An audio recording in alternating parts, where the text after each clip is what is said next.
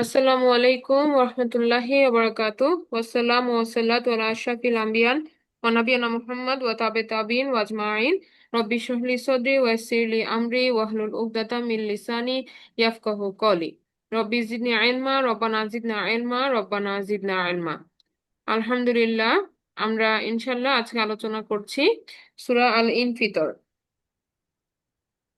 এই সূরাটা আমরা জানি যে এই সূরাটার যে নামকরণটা করা হয়েছে ইনফিতর বা ইনফাতরত, মানে হচ্ছে ফেটে যাওয়া বা বিদীর্ণ হওয়া, এই নাম থেকে। তো এখানেও আমরা দেখব যে কিয়ামত দিবসের কিছু বর্ণনা আল্লাহ সুবহানাহু ওয়া তাআলা আমাদের সামনে এখানে দিচ্ছেন। এবং কিয়ামতের ফলাফলটা যে দুইটা পরিণতি আছে এই ব্যাপারে এখানে আবারও আমরা দেখব যে একটা ইন্ডিকেশন শেষের দিকে আল্লাহ সুবহানাহু ওয়া তাআলা আমাদেরকে সতর্কবার্তা দিচ্ছেন। আমরা শুরু করছি। আউযু বিল্লাহি মিনাশ শাইতানির রাজিম, বিসমিল্লাহির রহমানির রহিম। ইজাস সামাউ ফাতরাত। এখানে দেখেন, শুরুতেই আল্লাহ সুবহানাহু ওয়া তাআলা যেটা বলছেন যে যখন আকাশ ফেটে পড়বে, আকাশের একটা বর্ণনা। হ্যাঁ, এখন এই ফেটে পড়া ইনফাতারাত, আবার আমরা দেখেছি সূরা ইনশিকাকেও আমরা দেখেছি যে আল্লাহ সুবহানাহু ওয়া তাআলা আকাশের বিদীর্ণ হয়ে যাওয়ার বা ভেঙে যাওয়া, টুকরা টুকরা হয়ে যাওয়ার কিছু বর্ণনা দিয়েছেন। আর এখানে ইনফাতারাত মানে হচ্ছে যেন কোনো কিছু কোনো কিছুর লেয়ার বা পর্দা ছিঁড়ে যাওয়া। হ্যাঁ, এটাকে বলা হচ্ছে ইনফাতারাত। যেমন মনে করেন যে আহ, আমরা যখন দেখি যে একটা গাড়ির চাকা যদি অনেক দিন গাড়ি রাস্তায় রান হতে থাকে, তখন সে আস্তে আস্তে রাবারটা কি হয়, পাতলা হতে হতে একটা সময় ব্রাস্ট করে। হ্যাঁ, গাড়ির চাকার যে রাবার গুলা থাকে সেগুলো আস্তে আস্তে পাতলা হয়ে যায়। এরকম হতে হতে এক সময় সে ব্রাস্ট করে। হ্যাঁ, আবার আমরা দেখি না অনেক সময় যে আমরা যখন আহ ইয়া করি, আমরা যখন কোনো একটা বেলুন, হ্যাঁ, যখন আমরা দেখি যে বেলুন ফুলানো হচ্ছে, তখন দেখা যায় যে পাতলা যে জায়গাটা, চামড়াটা থাকে, ওখানে কি হচ্ছে, তার আর আর ধরে রাখতে পারে না তখন। হ্যাঁ, যখন প্রেসার বেশি আসছে তখন কিন্তু সেটা এক্সপ্লোড করতেছে, তখন সেটা ফেটে যাচ্ছে। তো এখানে আকাশের অবস্থাটা আল্লাহ সুবহানাহু ওয়া তাআলা এমন ভাবে বলেছেন যে এটা আস্তে আস্তে শেডিং হইতে হইতে একটা থিন লেয়ারে এমন ভাবে এটা আসবে যে তারপরে যেন এটা আর ভার ধরে রাখতে পারলো না, এবং তখন এটা ছিঁড়ে এটা ব্লাস্ট হলো। এরকম ভাবে আল্লাহ সুবহানাহু ওয়া তাআলা এখানে বর্ণনাটা দিচ্ছেন। আর এটার পরবর্তীতে একেবারেই যে নন রিটার্নেবল একটা জায়গাতে যে পুরো আকাশটা ভেঙে পড়লো, সেটা আমরা এর আগের দিনের আলোচনাতে সূরা ইনশিকাকে দেখেছিলাম।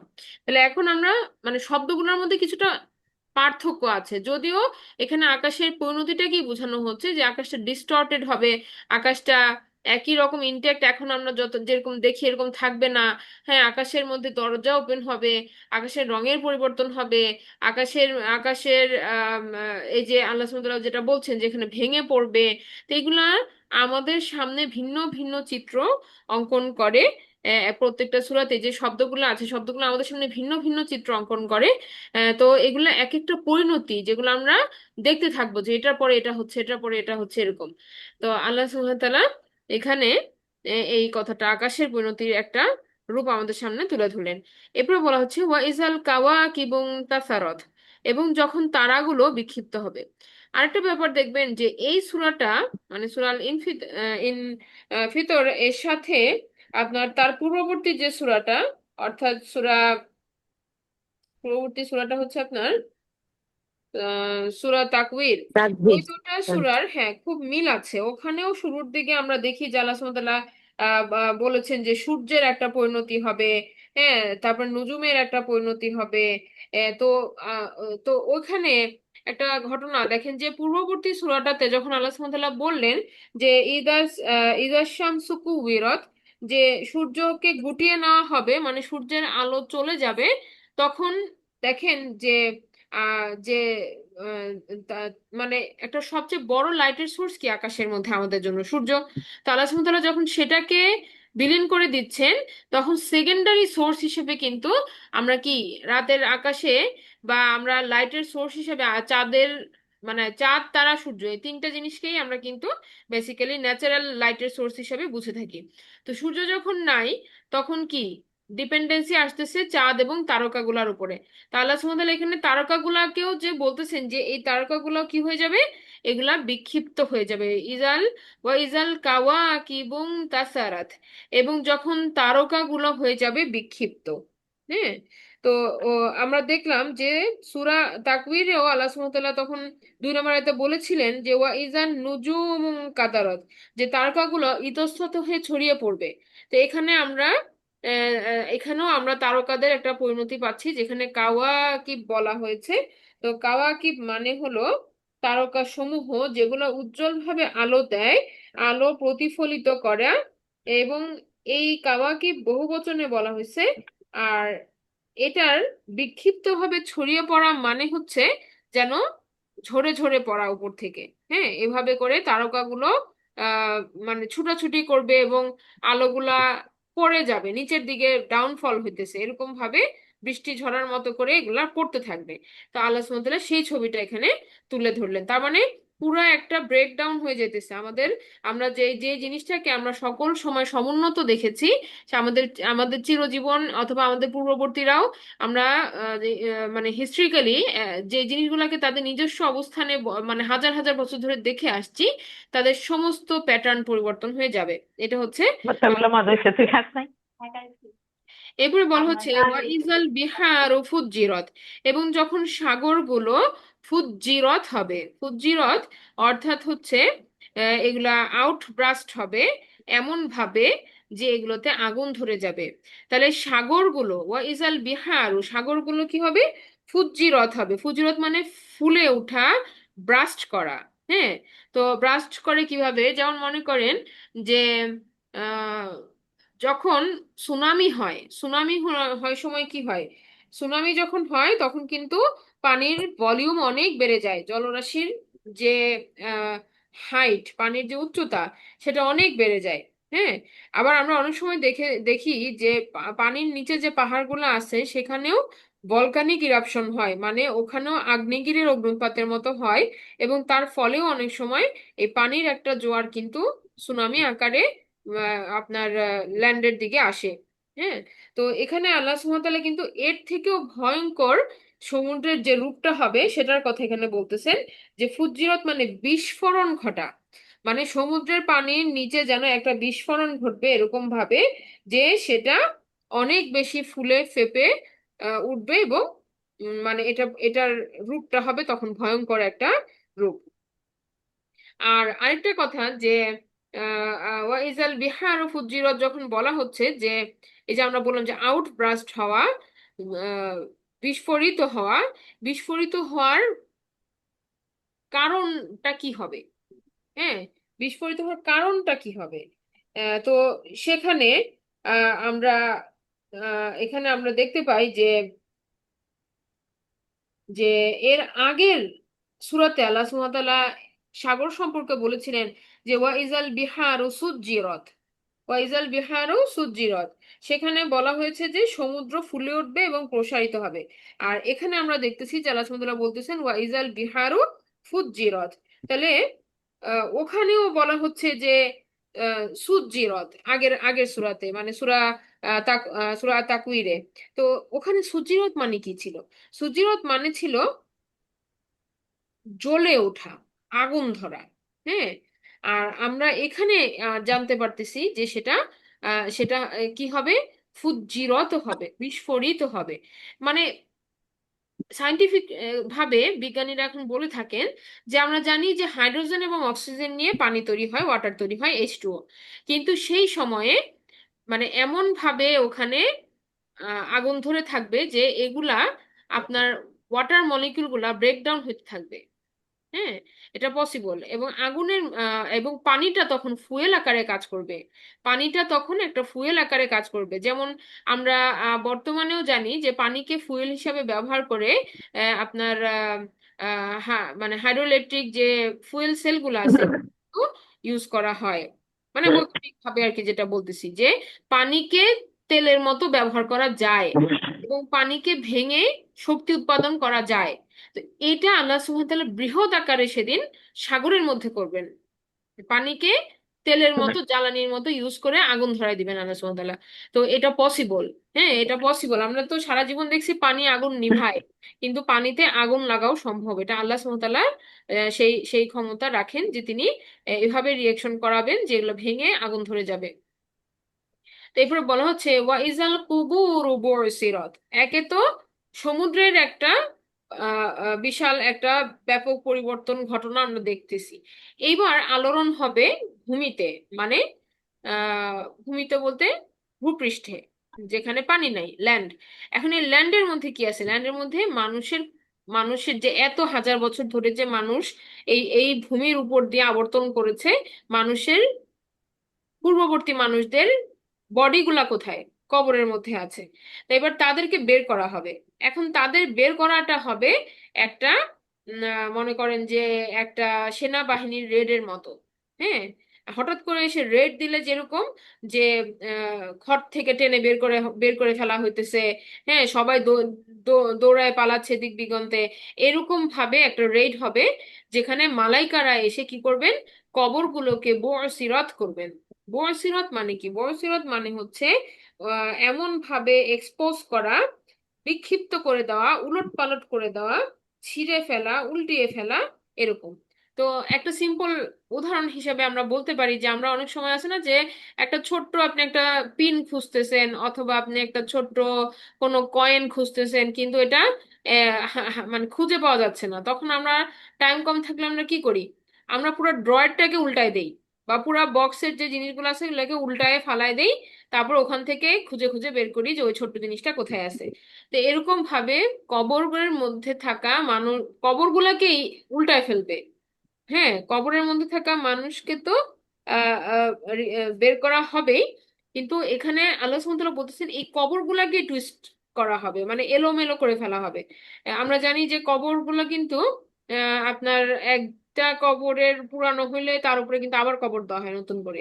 তো মালাইকারা কি করবেন যে এগুলাকে যেন হাত দিয়ে এলোমেলো করে দিলে যেরকম হবে, এভাবে র্যাডেল করবেন এবং এবং এবং টেনে টেনে বের করবেন।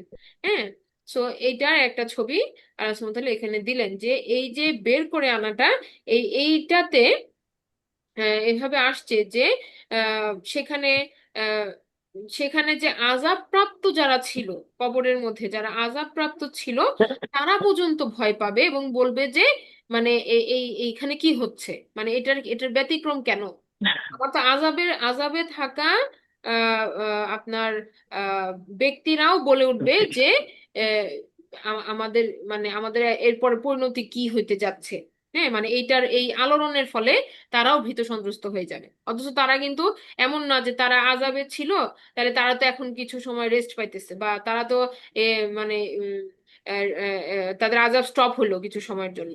বরং এটা আরো ভয়ঙ্কর পরিণতির দিকে তারা যাইতেছে, এই ভয়ে তারা আরো ভীত হয়ে যাচ্ছে। তো এটা হচ্ছে এই পর্যন্ত গেল। এরপর নেক্সট আয়াতটা দেখেন, আলিমাত নাফসুম মা কদ্দামাত ওয়া আখরাত। তো এখানে আল্লাহ সুবহানাহু ওয়া তাআলা বলতেছেন যে এই যে বের করে আনা হইলো মানুষকে, এরপরে কি? আমরা তো লাস্ট দিন গত সূরাতে আমরা পড়েছি তাই না, যে মানুষ তার রেকর্ড দেখবে। মানুষ তার রেকর্ড দেখবে, কেউ তার রেকর্ড ডান হাতে পাবে, কেউ তার রেকর্ড পেছন থেকে পাবে। হ্যাঁ, তো এই যে এরকম মানুষ তখন জানতে পারবে, আলিমাত নাফসুম, মানুষ জানতে পারবে মা কদ্দামাত ওয়া আখরত, সে কি সামনে পাঠিয়েছে আর সে কি ছেড়ে আসছে, ওয়া আখরত সে কি ছেড়ে আসছে। এখন এই সামনে পাঠানো কি আর ছেড়ে আসা কি, এই সবগুলোই হচ্ছে আমাদের আমল। সামনে আসা এবং পেছনে ছেড়ে আসা দুটাই হচ্ছে কি আসলে আমাদের আমল। আমল ছাড়া আর কোনো কিছুই এখানে কাউন্ট হবে না। কারণ আমরা পেছনে কি পরিবার ফেলে আসলাম, আমরা পেছনে কি সম্পদ ফেলে আসলাম, এইটা আসলে কাউন্ট হবে না। তাহলে কি কাউন্ট হবে? আমি সামনে কি ফেলে আসলাম আর সামনে কি পাঠাইলাম আর পেছনে কি ফেলে আসলাম, এটা সবটাই হচ্ছে কি আমল। তো এই আমলের আমলের দুইটা রূপ হইতে পারে, একটা হচ্ছে ভালো আমল আর একটা হচ্ছে মন্দ আমল। একটা ভালো কাজ আর একটা হচ্ছে মন্দ কাজ। তো যখন আমরা ভালো কাজ করছি সেটা তো রেকর্ড থাকছে, আর যখন আমরা কোনো মন্দ কাজ ছেড়ে দিচ্ছি, হ্যাঁ সেটাও কিন্তু রেকর্ড থাকছে ভালো কাজ হিসাবে। আমি মন্দ করলাম না, মন্দ আমার সামনে আমার দ্বারা করা সম্ভব ছিল, আমি মন্দ কাজটাকে অ্যাভয়েড করলাম, বা আমি মন্দ কাজটাকে পরিত্যাগ করলাম, এটা আমি ছেড়ে দিলাম। হ্যাঁ, আমি কি করলাম, আমি ছেড়ে দিলাম। তো কখনো কখনো এরকম হয় যে কোনো অপরচুনিটি ছেড়ে দিলে সেটার জন্য আমাদের আফসোস হয়। হ্যাঁ, কিন্তু সেই দিন মানুষ কি করবে, আনন্দিত হবে যে আমি ভালো হয়েছে আমি এটা ছেড়ে দিছিলাম ওই দিন। হ্যাঁ, যে আমি ভালো হয়েছে আমি মন্দ কাজটা করি নাই সেদিন। তো সেই দিন সে জানতে পারবে সে কি সামনে পাঠিয়েছে আর সে কি ছেড়ে দিয়ে আসছে। তো এই ছেড়ে দেওয়াটা বলতে অপরচুনিটি যেটা সে মন্দ কাজে কাজে না লাগায়ে হয় অফ থাকলো, নয় এটাকে ভালো কাজে পরিণত করলো, দুইটার একটা। ঠিক আছে, তাহলে আরেকটা হচ্ছে মানুষ সেদিন আফসোস করবে। মানুষ সেদিন আফসোস করবে যে আমি আরো কেন সময়কে কাজে লাগাইলাম না, আমি আরো কেন ভালো কিছু করলাম না। তাহলে এইটাকে, এই যে আফসোস করা, এটা হচ্ছে একটা হচ্ছে কি নিয়ে, যে সে কতটুকু করতে পারলো না। এই যে যতটুকু করতে পারলো না অতটুকুই সে কি সময় ছেড়ে দিয়েছে, সে ছেড়ে আসছে পেছনে। এটা রিভার্স তো আর হবে না। হ্যাঁ, এটা নিয়ে সে ইয়া করছে। আর এটা হচ্ছে যে সে কতটুকু করেছে সেটার উপরে সে খুশি আনন্দিত যে আমি এতটুকু করতে পেরেছি। যারা সফল কাম তারা আনন্দিত। আর যারা মন্দ পরিণতি তারা কি, যা সামনে পাঠিয়েছে তা নিয়েও আফসোস করতেছে। আর যেই সুযোগ তার সাথে ছিল সে সেটা গ্রহণ করে নাই, সে তার দানের সুযোগ ছিল সে গ্রহণ করে নাই, তার ফিরে আসার সুযোগ ছিল, তওবা করার সুযোগ ছিল, হ্যাঁ সে আল্লাহর কাছে আবার সলাত আদায় করার সুযোগ ছিল ফিরে এসে, এগুলো সে সুযোগ থাকতেও করে নাই। তখন সে কি করতেছে, সে আফসোস করতেছে। তাহলে এই যে কদ্দামাত ও আখরাত, এটা মুমিন বিন্দির, সরি, মুমিন যে ব্যক্তি তার জন্য একরকম, আর যে মুমিন নয় বরং যার মন্দ পরিণতি তার জন্য কিন্তু ভিন্ন রকম হবে, আফসোসের হবে। আর যে মুমিন ব্যক্তি তার জন্য আনন্দের হবে। কিন্তু দুইজনেই দেখবে যে সে কি সামনে পাঠিয়েছে আর কি ছেড়ে আসছে। হ্যাঁ, তো এই সামনে পাঠানো আর ছেড়ে আসাটা আশা করি আপনারা বুঝতে পেরেছেন। মনে করেন আল্লাহ আল্লাহ তাআলার সন্তুষ্টির জন্য কেউ কেউ কেউ তো আমরা জানি যে রাসূল সাল্লাল্লাহু আলাইহি সাল্লামের সময় তো তারা দেশ ছেড়ে দিয়েছেন, তারা হিজরত করেছেন, তাই না? তারপরে তারা স্যাক্রিফাইস, যে কি স্যাক্রিফাইস করেছেন, ছেড়ে দিয়েছেন বলতে কি, তারা আল্লাহর সন্তুষ্টির জন্য স্যাক্রিফাইস করেছেন। আবার একই সাথে তারা কিভাবে তারা কাজ করে সামনে পাঠিয়েছেন, দুটাই এখানে অ্যাপ্লাইড। তো এখন আল্লাহ সুবহানাহু ওয়া তাআলা মানুষকে ডাকে বলতেছেন যে ইয়া আইয়ুহাল ইনসানু মা গররাকা বিরব্বিকাল কারীম, কি তোমাকে ধোকায় ফেলে রাখছে তোমার রবের ব্যাপারে, যিনি মহা সম্মানিত। ইয়া আইয়ুহাল ইনসান, হে মানব সকল, মা গররাকা, কি তোমাকে ধোকা দিয়ে রেখেছে। হ্যাঁ, মা গররাকা, কি তোমাকে ধোকায় ফেলে রেখেছে, বিরব্বিকা, তোমার রবের সম্পর্কে, যিনি হচ্ছেন আল কারীম, যিনি হচ্ছেন অত্যন্ত মহান। তো এখানে আমরা যেটা দেখি যে আল্লাহ সুবহানাহু ওয়া তাআলা এই যে দুনিয়ার মধ্যে মানুষের ব্যস্ত কর্মসময়, হ্যাঁ, তো আবার আখিরাতের বর্ণনা আল্লাহ সুবহানাহু ওয়া তাআলা আমাদের সামনে তুলে ধরলেন। তাহলে দুনিয়াতে আমাদের যে সেট আপটা আমরা দেখতে পাচ্ছি, আমরা আমরা কিন্তু আল্লাহ সুবহানাহু ওয়া তাআলার ওয়াদা যে এই সেট আপটা হচ্ছে টেম্পোরারি, এই সেট আপটা পার্মানেন্ট হবে না, এটা ভেঙে যাবে। এটা যে এত সুন্দর আকাশ, এত সুন্দর পাহাড়, এত সুন্দর সমুদ্র, আমরা যাই মাঝে মাঝে ছুটে দেখতে যে এটা এটা আল্লাহ সুবহানাহু ওয়া তাআলা কত সুন্দর করে বানাইছেন। কিন্তু এই সমস্ত সৌন্দর্য বিলীন সেদিন হয়ে যাবে, আকাশের চেহারা চেঞ্জ হয়ে যাবে, পাহাড়ের চেহারা চেঞ্জ হয়ে যাবে, সমুদ্রের চেহারা চেঞ্জ হয়ে যাবে।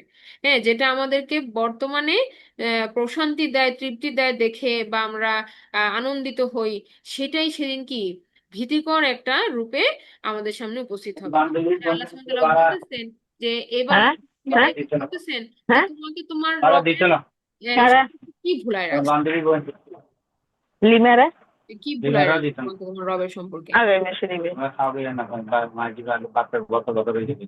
তো এখন দেখেন যে আহ, আল্লাহ সুবহানাহু ওয়া তাআলা আরেকটা কথা বললেন যে রব্বিকাল করিম, মহান রবের সম্পর্কে, সম্মানিত রবের সম্পর্কে ভুলায় রাখছে।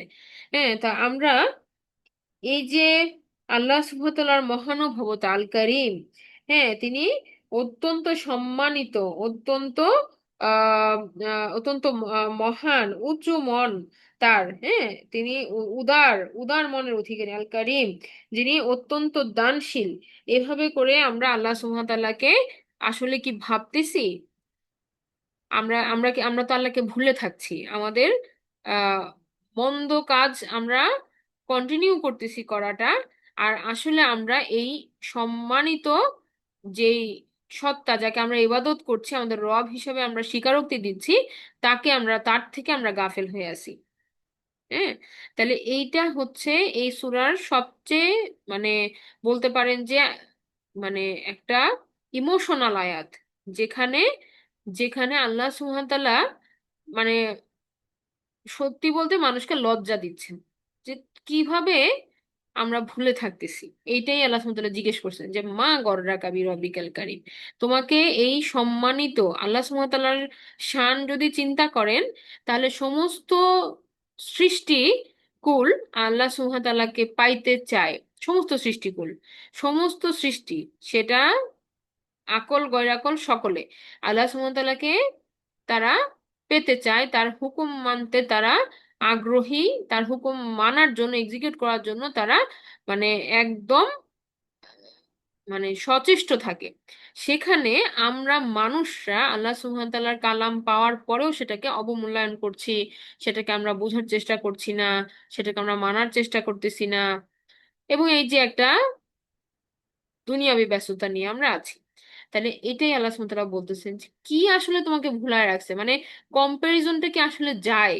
কোনো কিছু কি আল্লাহ সুবহানাহু ওয়া তাআলার এই সম্মানের, সম্মানের ও আল্লাহ সম্মানিত আল্লাহ সুবহানাহু ওয়া তাআলা সম্পর্কে আমাদেরকে ভুলাই দিতে পারে? এমন কি জিনিস, সেটা কি?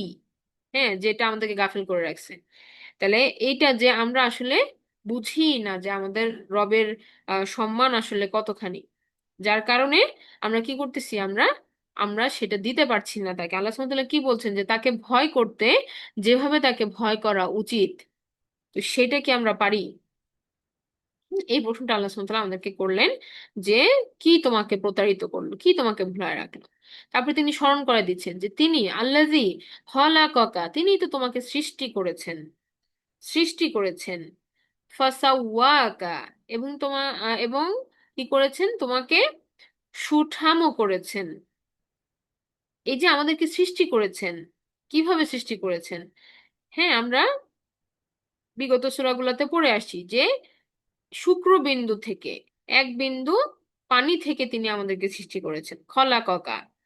হ্যাঁ, তাহলে একদম একটা, আমরা বলতে পারি যে একটা জাইগোট, একটা সিঙ্গেল ফার্টিলাইজড সেল থেকে আমাদেরকে তৈরি করেছেন, হলাককা। তারপরে সেটা কি হয়েছে, সেটা বিভাজিত হয়ে হয়ে হয়ে হয়ে হয়ে আস্তে আস্তে আস্তে আস্তে কি করেছে, আমাদের এই পূর্ণাঙ্গ মানব দেহটাকে তিনি গঠন করেছেন মাতৃগর্ভের ভিতরে।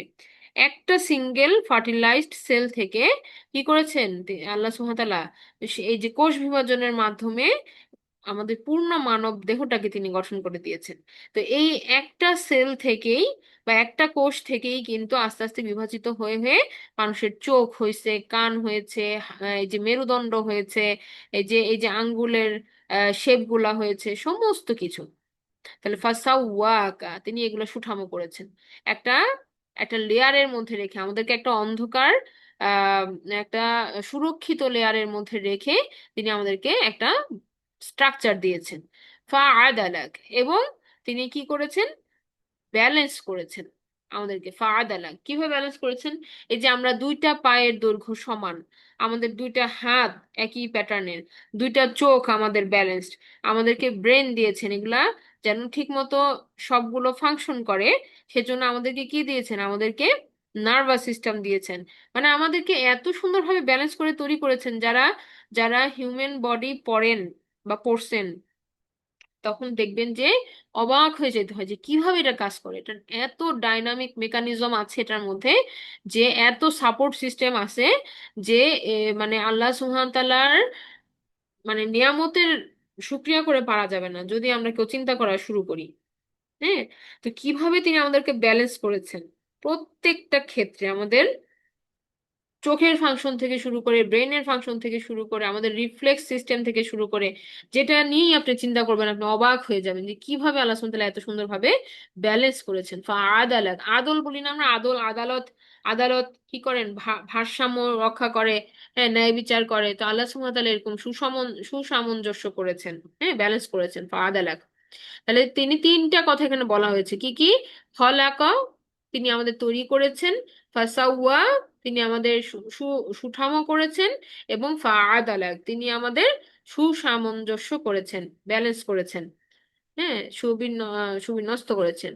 এখন আল্লাহ সুবহানাহু ওয়া তাআলা বলতেছেন যে শুধু তাই নয়, ফি আইনি সূরাতিম মা শাআ রাক্কাবাক, তিনি যেমন আকৃতি দিয়ে, তিনি যেমন আকৃতি চেয়েছেন আমাদেরকে মানে ঠিক তেমন ভাবেই তিনি গড়ে দিয়েছেন। এই যে এক একটা মানুষ, প্রত্যেকটা মানুষের মুখাবয়ব ভিন্ন ভিন্ন হয়, মানুষের চেহারাগুলো ভিন্ন ভিন্ন হয়, তাদের বাবা মার সাথে মিল থাকে, কিন্তু কি নতুন একটা সৃষ্টি, সে সে নতুন একটা সৃষ্টি। তাদের বাবা মার সাথে জেনেটিক্যালি মিল আছে, চেহারার কিছু মিল আছে, হয় চোখটা মিলে, হয় নাকের প্যাটার্নটা মিলে, হয় লম্বায় দেখতে একই, হয় গায়ের রংটা মিলে, কিন্তু তারপরেও সে একটা নিজস্ব ইন্ডিভিজুয়াল। হ্যাঁ, তার একটা নিজস্ব ইন্ডিভিজুয়াল কিভাবে? তার, যদিও আমরা প্রত্যেকে আমাদের প্যাটার্ন একই, হ্যাঁ প্যাটার্ন একই, সবারই দুই হাত দুই পা এরকম, কিন্তু আমরা চিনি কিভাবে মানুষকে? চেহারা দেখে। তো এই যে আমাদের সুরত, আমাদের আকৃতি, হ্যাঁ আমাদেরকে প্যাটার্ন দিয়েছেন আল্লাহ সুবহানাহু ওয়া তাআলা, আমাদের এই কার চেহারা কিরকম হবে তিনি গড়ে দিয়েছেন। এটা হচ্ছে আল্লাহ সুবহানাহু ওয়া তাআলার মানে আহ আল্লাহ সুবহানাহু ওয়া তাআলার জন্য অত্যন্ত সহজ। হ্যাঁ, এবং এটা শুধুমাত্র আমাদের রবের পক্ষেই সম্ভব। যে এই যে দেখেন হাতের আঙ্গুলের মধ্যে তিনি কি করেছেন, এমন প্যাটার্ন দিয়েছেন যে কারোর সাথে কারোটা মিলে না, আমাদের যে ফিঙ্গারপ্রিন্ট গুলা কারোর সাথে কারোটা মিলে না। হ্যাঁ, তো একই রকম ভাবে আমাদের চেহারাও কিন্তু কি একটা এমন প্যাটার্ন আছে যে পুরোপুরি হুবহু মিলবে না। হ্যাঁ, আর যারাও দেখবেন যে আইডেন্টিক্যাল, তাদের মধ্যেও সূক্ষ্ম পার্থক্য রয়েছে, এটাও আছে। তো আল্লাহ সুবহানাহু ওয়া তাআলা যেভাবে চেয়েছেন তিনি তৈরি করে দিয়েছেন। ফি আই সূরাতিম মা শাআ রাক্কাবাক, এখানে কেউ কাউকে মানে হেয় করতে পারবে না, কারণ এটা আল্লাহ সুবহানাহু ওয়া তাআলার সিদ্ধান্ত। হ্যাঁ, কারো কমতি থাকতে পারে, কারো আমরা আমরা আমরা দুনিয়ার চোখ দিয়ে যেটা চিন্তা করি যে আহ ফর্সা গায়ের রং, ফর্সা গায়ের রং কালো, আপনার দাঁত উঁচা দাঁত নিচু, চুল এরকম চুল কোঁকড়ানো, লম্বা মোটা, নানা রকম আমরা যা দেখতেছি ভ্যারিয়েশন, এগুলো সব আল্লাহ সুবহান তাআলার তরফ থেকে কিন্তু কি মানে প্রোগ্রামড ইন দ্যাট ওয়ে। কিছু জিনিস আছে যেগুলো আমরা কন্ট্রোল করতে পারি না, যেমন বলেন আমাদের জেনেটিক্যালি যেগুলো আসছে, আমাদের হাইট বলেন, আমাদের গায়ের কালার বলেন, আমাদের চোখের কালার বলেন, আমাদের বুদ্ধিমত্তা বলেন, বা আমাদের যে এই যে প্যাটার্ন গুলা, হ্যাঁ এমনকি কিছু রোগও হতে পারে যেগুলো জেনেটিক্যালি আসে। তো এই যে এটা, এগুলো কিছু আছে যেগুলো আমাদের কোনো কন্ট্রোল নাই। আর তারপরে এছাড়া শারীরিক সুস্থতা বজায় রাখা, এগুলো আমাদেরকে আল্লাহ সুবহানাহু ওয়া তাআলা দায়িত্ব দিয়েছে নিজেদের শরীরকে নিজেদের যত্নে রাখার জন্য। কিন্তু যেটা এখানে কথাটা আসতেছে সেটা হচ্ছে তিনি যেমনে চাইছেন আমি আপনি সেমনেই তৈরি হয়েছি। সো এখানে অবশ্যই কি রবই আমাদেরকে তৈরি করে দিয়েছেন এইভাবে, এই কথাটা মাথায় রাখতে হবে যে রবই আমাদেরকে এভাবে তৈরি করে দিয়েছেন, কারণ তিনি এখানে বলতেছেন ফি আই সূরাতিম মা শাআ রাক্কাবাক, no complain should be there. হ্যাঁ, আমরা কিন্তু কমপ্লেন করবো না কখনো যে আমাকে কেন এইভাবে বানাইলেন। হ্যাঁ, যেভাবে আল্লাহ চেয়েছেন সেভাবে তিনি আমাকে তৈরি করে দিয়েছেন। সেটা সেটা সেটাকেই মেনে নিতে হবে, বা সেইটাকেই ভালোবাসতে হবে। আল্লাহ সুবহানাহু ওয়া তাআলার জন্য এটাকেই ভালোবাসতে হবে। অনেকে আছে দেখবেন যে ডিপ্রেশনে চলে যায়, যে মানে এটা সামাজিক প্রেসারেও হতে পারে, আবার আবার আপনার বন্ধু বান্ধবীর কথাতেও হতে পারে, টিনেজারদের মধ্যে। আমরা দেখি না রিসেন্ট কত সুইসাইড কেস আছে, এরকম ইয়ে আছে যে ইনসিডেন্ট আছে, যে জাস্ট বিকজ ফ্রেন্ড বলেছে তাকে। হ্যাঁ, তো কিন্তু আল্লাহ সুবহান তাআলা মানে কিছু জিনিস যেটা দিয়েছেন সেটা সেটা সেটার উপরেই শুকরিয়া আদায় করতে হবে, সেটার উপরে আর কোনো কমপ্লেন করা যাবে না। তাহলে আল্লাহ সুবহানাহু ওয়া তাআলা এবার বললেন যে কাল্লা বাল তুকাজ্জিবুনা বিদ্দিন, কখনোই নয়, বরং তোমরা কি করতেছো, তোমরা শেষ বিচারকে মিথ্যা মনে করছো। তো আল্লাহ সুবহানাহু ওয়া তাআলা এই কথাটা কেন বললেন? হ্যাঁ, এতক্ষণ যে আমাদেরকে মানে এক্সাম্পলটা দিলেন যে তিনি কিভাবে সৃষ্টি করেছেন, তারপরে তিনি কিভাবে অবয়ব দিয়েছেন, কিভাবে সুবিন্যস্ত করেছেন, এই সমস্ত কিছু বলার পরে আল্লাহ সুবহানাহু ওয়া তাআলা বলতেছেন যে আমরা এত কিছুর পরেও যেহেতু রবকে ভুলে থাকি, তার মানে আমরা আসলে বিচার দিনকে বিশ্বাসই করি না। বিচার দিনকে বিশ্বাস করলে তো এটা বিশ্বাস করতাম যে রবের সাথে আমার দেখা হবে, যে রব আমাকে তৈরি করে দিয়েছেন এত সুন্দরভাবে, অবশ্যই কি তিনি আমাকে তৈরি করার পর আমাকে ভুলে যান নাই। এটা মনে রাখতে হবে যে আমাদেরকে বানানোর পরে আল্লাহ আমাদের ভুলে যান নাই। যে বানায় ছেড়ে দিছি এরপর আর আর ট্রেস নাই কোনো, না। প্রত্যেককে আল্লাহ সুবহানাহু ওয়া তাআলা, যেহেতু আল্লাহ সুবহানাহু ওয়া তাআলা আমাদেরকে বানিয়েছেন, আমাদেরকে মনিটর করতেছেন, এবং আমাদেরকে আবার ফিরে তার সামনে দাঁড়াইতে হবে। সো এটাই যে এই এই দিনটাকে যদি আমরা কাজ্জাব করি, তাহলেই কিন্তু আমরা তাকে ভুলে যাব, রবকে ভুলে আমরা অন্য কিছু নিয়ে ব্যস্ত হয়ে যাব। আর যদি আমরা এই বিচার দিনে সত্যিকার অর্থেই বিশ্বাস করি, তাহলে আমরা জানি যে বিচার দিনের মালিক হচ্ছেন আল্লাহ সুবহানাহু ওয়া তাআলা। আর আমরা তাকে, তার ব্যাপারে আমরা গাফিল থাকতে পারবো না। হ্যাঁ, তাহলে তার আদেশ নিষেধ আমাদের মেনে চলতে হবে। তো এইখানে আল্লাহ সুবহানাহু ওয়া তাআলা আমাদেরকে সেই ব্যাপারেই বললেন। এরপর আল্লাহ সুবহানাহু ওয়া তাআলা আরো বলতেছেন যে এই যে আল্লাহ সুবহানাহু ওয়া তাআলা আমাদেরকে দেখতেছেন, হ্যাঁ, তো তিনি কিন্তু সাক্ষীও রাখছেন। ওয়া ইন্না আলাইকুম লাহাফিজিন, নিশ্চয়ই তোমাদের উপরে আছে সংরক্ষক দল। হ্যাঁ, তোমাদের উপরে কে আছেন? লাহাফিজিন, সংরক্ষক দল। এখন এই এই যে সংরক্ষক দল কি করেন, এই হাফিজিনেরা কি করেন? তারা আমাদের কি সংরক্ষণ করেন? তারা আমাদের আমলগুলাকে সংরক্ষণ করেন। এবং তারা, আমরা জানি, দুই কাঁধে দুজন সম্মানিত লেখক আছেন যারা রেকর্ড গুলাকে রাখতেছেন, ভালো কাজ এবং মন্দ কাজ দুই রকম রেকর্ডকে তারা লিপিবদ্ধ রাখতেছেন। হ্যাঁ, এই যে কিরামান কাতিবিন, তারা হচ্ছেন সম্মানিত লেখকবৃন্দ, তারা লিখছেন। ইয়ালামুনা মা তাফআলুন, এবং তারা জানেন মা তাফআলুন, তোমরা যা করো। কারণ আমরা যা কিছুই মনে করতেছি যে আমি লুকায়িত অবস্থায় করছি, কেউ সাক্ষী নাই, কেউ দেখে নাই, কিন্তু কে দেখছেন? মালাইকারা তো আমাদের সাথেই আছেন, তারা কিন্তু সাক্ষী দিবেন এবং তারা লিখে রাখতেছেন। তাহলে ইয়ালামুনা, তারা জানে, মা তাফআলুন, যা তোমরা করো বা যা তোমরা করে থাকো। তাহলে সবকিছুই তারা দেখতেছেন। এখন আপনার এটা মনে হইতে পারে যে আচ্ছা, দুই কাঁধের মালাইকারাই যদি সবকিছু দেখেন আর তারাই যদি সবকিছু লিখে রাখেন, তাহলে ওই বইটা দেখেই তো বিচার হয়ে যায়। আল্লাহ সুবহানাহু ওয়া তাআলার সামনে কেন দাঁড়াবো? হ্যাঁ, বা কেন আমাদের দাঁড় করানো হবে? তো উত্তরটা হচ্ছে এটাই যে আমরা আমল করতেছি অথবা করতেছি না, হ্যাঁ, যেটা আমরা এক্সিকিউশনে আসতেছি অথবা আসতেছি না, এইটা সাক্ষী হচ্ছেন মালাইকারা। কিন্তু আমি ওই কাজটা কিসের জন্য করলাম, আমার নিয়তটা কি ছিল, এই ভেরিফিকেশনটা হবে আল্লাহ সুবহানাহু ওয়া তাআলার সামনে। হ্যাঁ, যে আমি কি সত্যিকার অর্থেই এই ভালো কাজটা আল্লাহর সন্তুষ্টির জন্য করেছিলাম, নাকি আমি লোক দেখানো করেছিলাম। এই যে আমাদের প্রত্যেকটা নিয়ত, প্রত্যেকটা কাজের বিপরীতে যে নিয়তটা ছিল, এটা একমাত্র আল্লাহ সুবহানাহু ওয়া তাআলাই জানেন যে আমাদের আমাদের অন্তরে কি ছিল। দ্যাটস ওয়াই এই এই আল্লাহ সুবহানাহু ওয়া তাআলার সামনে বিচার কার্যটা সম্পাদিত হবে আমল নামাগুলোকে সামনে রেখে। তো এবার আল্লাহ সুবহানাহু ওয়া তাআলা পরিণতিটা বলতেছেন যে আচ্ছা, বিচার কার্য তো হচ্ছে। ইন্নাল আবরার লাফি নাঈম, নিশ্চয়ই সৎ ব্যক্তিরা সেখানে থাকবে অত্যন্ত স্বাচ্ছন্দ্যে, সুখ শান্তে। এরকম সেম একটা আয়াত কিন্তু আমরা সূরা মুতাফফিফিনে পড়েছি যে ইন্নাল আবরার লাফি নাঈম, নিশ্চয়ই সৎ ব্যক্তিরা কোথায় থাকবে? অত্যন্ত রিল্যাক্স ভাবে, সুখে শান্তিতে, নাইমের মধ্যে থাকবে।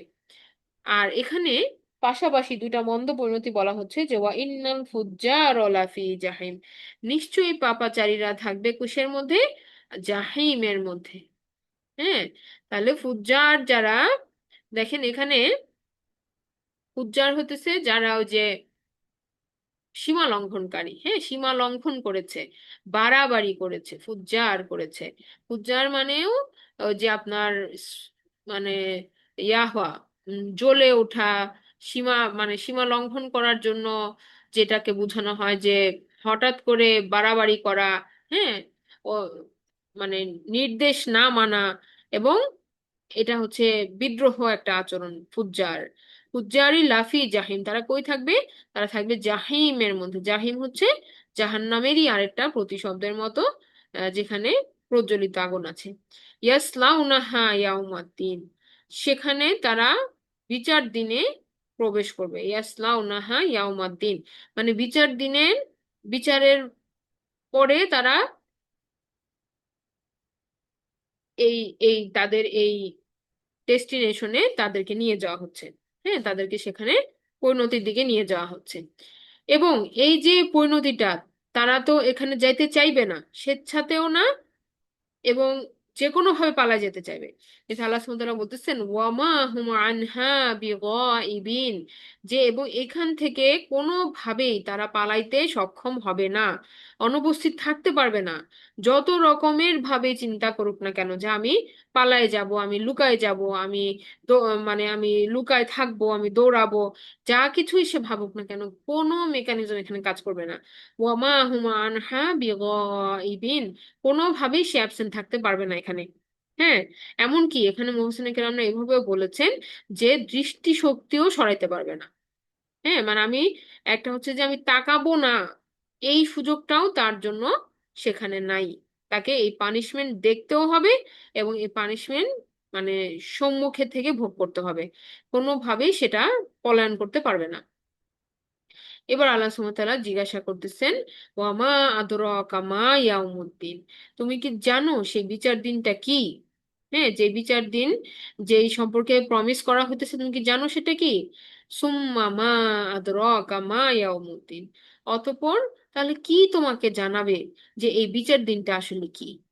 হ্যাঁ, দুইটা প্রশ্ন আল্লাহ সুবহানাহু ওয়া তাআলা এভাবে পাশাপাশি করলেন, যেন আমরা আরো চিন্তা করি এটাকে নিয়ে।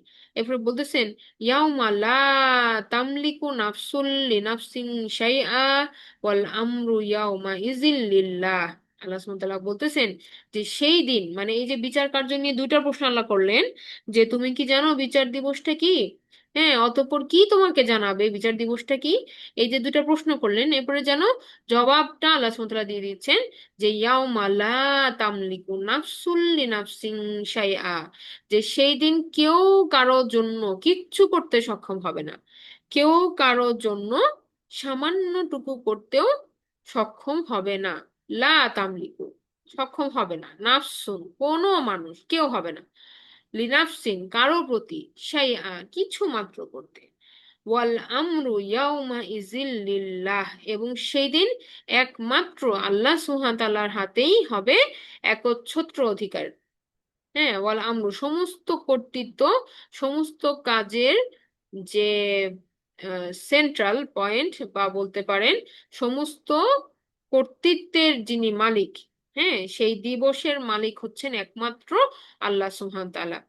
যদিও মালাইকাদেরকে হাজির করা হবে সেখানে, আমরা বিভিন্ন সূরাতে পড়ে আসছি সারিবদ্ধভাবে তারা থাকবেন, কিন্তু এই থাকাটাও হবে কি, এই সারিবদ্ধভাবে থাকাটাও হবে নীরব, কেউ একটা কথা বলবেন না, ভয়ের ছুটে কেউ বলতে পারবেন না, শুধুমাত্র আল্লাহ সুবহানাহু ওয়া তাআলা যাকে আদেশ করবেন তিনি ছাড়া। হ্যাঁ, তো সেই দিন একমাত্র একচ্ছত্র ক্ষমতা এবং কর্তৃত্বের অধিকারী হচ্ছেন আল্লাহ সুবহানাহু ওয়া তাআলা, এবং সকলে ভয়ে সেদিন একদম নীরব থাকবেন, যেটাকে আমরা বলি যে মানে একদম পিন ড্রপ সাইলেন্সে থাকবেন।